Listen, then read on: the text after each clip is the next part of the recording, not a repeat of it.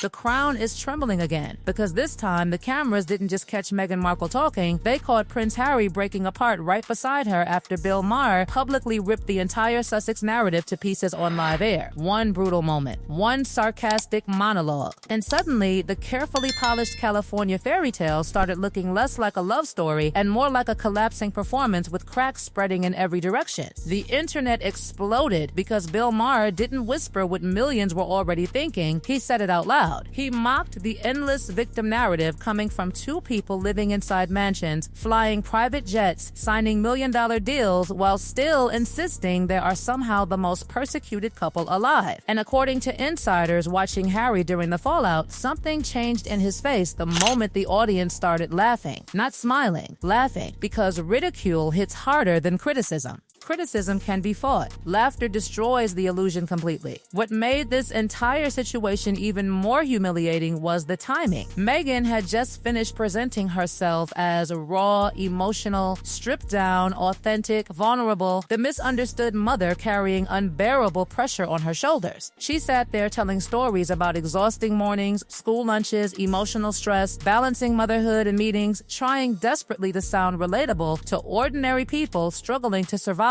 in the real world. But instead of sympathy, audiences felt irritation building by the second. Because while Meghan described waking up at 6:30 in the morning like it was emotional warfare, millions of exhausted parents watching from tiny apartments and regular jobs were staring at their screens thinking, you have staff, security, luxury, nannies, assistants, chefs, and a mansion bigger than hotels. The disconnect was becoming impossible to hide anymore. And according to royal insiders, Harry could feel it too. Every interview meant to rebuild their image somehow keeps detonating in public instead. Then came the moment that sent social media into absolute chaos. Meghan appeared emotional during the interview, her voice shaking softly as she spoke about pain and pressure. But viewers immediately noticed something strange. No tears, not one. People began zooming into screenshots frame by frame, analyzing her expressions like investigators searching for evidence. And suddenly, an old resurfaced clip came back to haunt her again. Meghan once bragging she could cry on command using the famous one-tear left eye acting trick in seconds. The internet weaponized that clip instantly. She's acting again. This is another performance. Nothing feels real. And while Meghan tried holding on to the emotional tone of the interview, Harry reportedly looked tense and uncomfortable, sitting in silence while the backlash grew louder by the hour. Because once audiences begin questioning authenticity, every gesture starts looking rehearsed. Every pause looks scripted. Every emotional moment starts feeling like theater. But Bill Maher's comments changed everything because he attacked the core problem nobody inside their PR machine seems able to solve anymore. The contradiction. The giant contradiction eating their entire brand alive. They want privacy while selling documentaries about private conversations. They hate the monarchy while using royal titles for commercial power. They claim oppression while cashing checks worth millions. They want to be seen as ordinary people while living lives ordinary people could never even imagine. And according to critics, Harry looked completely trapped inside that contradiction. Once seen as the rebellious but lovable prince, the soldier prince, the fun royal everyone rooted for, he now looks like a ghost standing behind Meghan's carefully controlled image machine. The public sees it. Hollywood sees it. Even former supporters are beginning to see it. And then came the Australia scandal, the story that made even longtime defenders start backing away slowly. Reports exploded claiming Meghan's luxury wellness event in Australia was charging thousands of dollars while aggressively using her Duchess title to market exclusivity and status. That single revelation reignited the ugliest accusations surrounding the Sussexes, monetizing royalty after publicly condemning it. Critics immediately accused them of turning the monarchy into a luxury retail label, and insiders claim Harry was deeply uncomfortable watching Meghan lean harder into the royal branding they once claimed nearly destroyed their lives. Because this wasn't charity. This wasn't humanitarian work. This was luxury marketing wrapped in royal packaging. The hypocrisy became impossible to ignore, but the darkest whispers didn't stop there. Old rumors about Meghan allegedly planning her royal future long before meeting Harry suddenly resurfaced again with terrifying intensity. Stories about vision boards, stories about obsession with royal status, stories claiming she carefully engineered her path into the monarchy years before the relationship officially began. Whether true or not, the rumors exploded online because people are now re-examining every single stage of the relationship through a completely different lens. Was this really a love story or a a strategic climb toward global fame? And if Harry is beginning to realize the public no longer believes the fairy tale, then what happens next? Because once doubt enters the room, it never leaves quietly. The bullying allegations only made the nightmare worse. Former staffers reportedly describing toxic treatment behind palace walls. Former aides allegedly reduced to tears. Samantha Cohen participating in investigations. Suddenly, Meghan's soft-spoken kindness brand started colliding violently with stories from people who actually worked around her. And that collision is devastating because public trust doesn't collapse from one scandal. It collapses from patterns, contradictions, repetition. People began asking themselves a brutal question: why does chaos seem to follow Meghan everywhere she goes? The palace, staff members,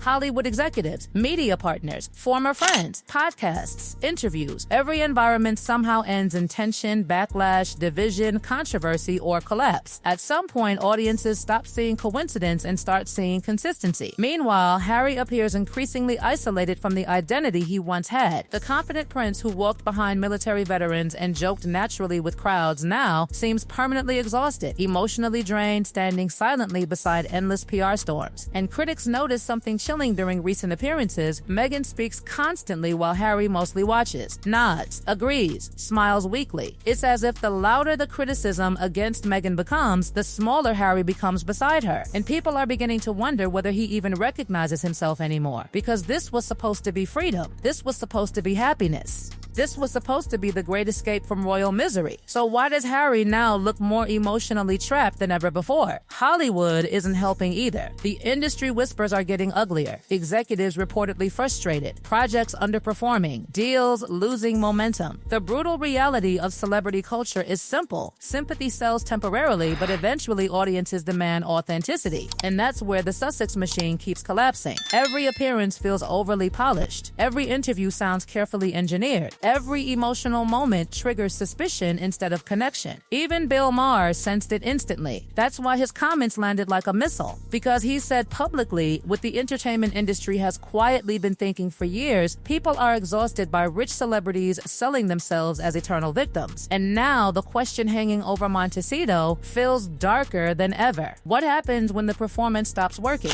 What happens when audiences no longer buy the emotional scripts, the polished vulnerability, the carefully branded suffering? Because the public mood has shifted dramatically. The laughter is growing louder. The patience is disappearing. The contradictions are impossible to hide. And somewhere inside that collapsing narrative stands Prince Harry, the prince who once had the entire world on his side, now watching as the fairy tale he sacrificed everything for slowly turns into one of the most controversial celebrity disasters modern royalty has ever seen. The most revealing part of this entire collapse is that Meghan and Harry no longer seem to realize the audience has changed. Years ago, people were emotional, sympathetic, curious. They wanted to believe the palace had failed them. They wanted to believe this was a modern couple escaping a cold institution. But now, the mood feels completely different. The public isn't watching a heroic escape story anymore. They're watching two celebrities endlessly recycling pain while simultaneously building a luxury empire on top of that pain. And every new interview somehow deepens the suspicion instead of repairing it. That's what made Bill Maher's reaction so dangerous. He shattered the illusion that criticism only comes from royal loyalists or tabloid haters. When mainstream voices begin openly mocking the narrative, it signals a cultural shift. The protection disappears. Suddenly, the criticism becomes socially acceptable. Suddenly, everyone starts saying what they were once afraid to say out loud. And insiders claim Harry is struggling badly with that reality. Because unlike Meghan, Harry actually remembers what genuine public love felt like. He remembers stadiums cheering for him, veterans respecting him, crowds laughing naturally around him. He once had the rarest thing in public life, authentic affection people didn't have to force. But now his public appearances feel stiff, calculated, uncomfortable. Every smile looks exhausted. Every interview looks rehearsed. Every speech feels haunted by tension sitting just beneath the surface. Critics say he no longer looks like a prince building a new future. He looks like a man permanently defending decisions he's secretly no longer sure about himself. The weird weirdest part is how aggressively Meghan keeps trying to push relatability while living a life nobody watching can remotely connect to. The school lunches, the parenting struggles, the emotional exhaustion, the carefully crafted "I'm just like every other mom" narrative. But audiences aren't stupid. They see the designer outfits, the security convoys, the private jets, the million-dollar contracts, and every time Meghan tries harder to sound ordinary, the privilege surrounding her somehow becomes even louder. That contradiction is poisoning everything, because authenticity cannot survive if people feel manipulated, and the internet has become ruthless at detecting performance disguised as vulnerability. Then there's the language itself. Critics have become obsessed with analyzing the way Meghan speaks during interviews because they believe it reveals something much deeper. Long emotional phrases, endless buzzwords, healing, community, organic, authentic, empowerment. The conversations often sound profound at first until listeners realize nothing concrete was actually said. Commentators call it word salad, language designed to sound emotionally intelligent while subtly redirecting attention back toward herself. And once people noticed the pattern, they couldn't unsee it anymore. Every cause somehow becomes connected to Meghan's feelings. Every discussion circles back toward Meghan's pain. Every issue becomes part of Meghan's emotional journey. Critics argue this is exactly why public trust keeps collapsing. People sense branding where they expected sincerity, but nothing triggered secondhand embarrassment quite like the pet names.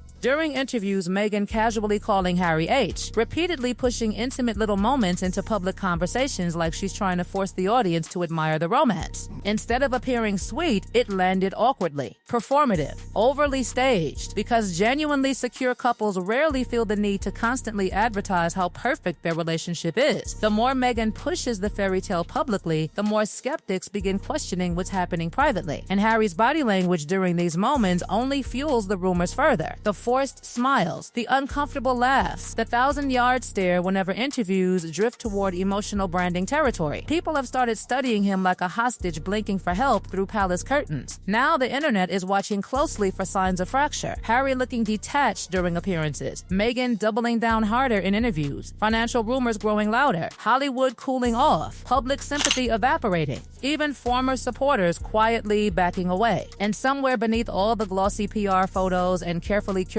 podcast moments, there's a growing feeling that this entire brand is running on emotional fumes. Because no matter how many interviews they give, no matter how many stories they tell, no matter how many rebrands they attempt, this same haunting question keeps following them everywhere. If their truth is so powerful, why does it keep falling apart the moment people look too closely? And maybe that's the real reason Bill Maher's comments hit so hard. Not because they were cruel, not because they were shocking, but because they exposed something Harry and Meghan can no longer fully control. The public has started laughing at the performance instead of believing it. And once audiences stop emotionally investing in your story, the collapse becomes almost impossible to stop. The fairy tale that once looked revolutionary now feels exhausted, overproduced, and strangely hollow. The palace may have lost 2 royals, but Harry and Meghan may have lost something even more valuable in the process: the ability to convince the world that any of this is still real.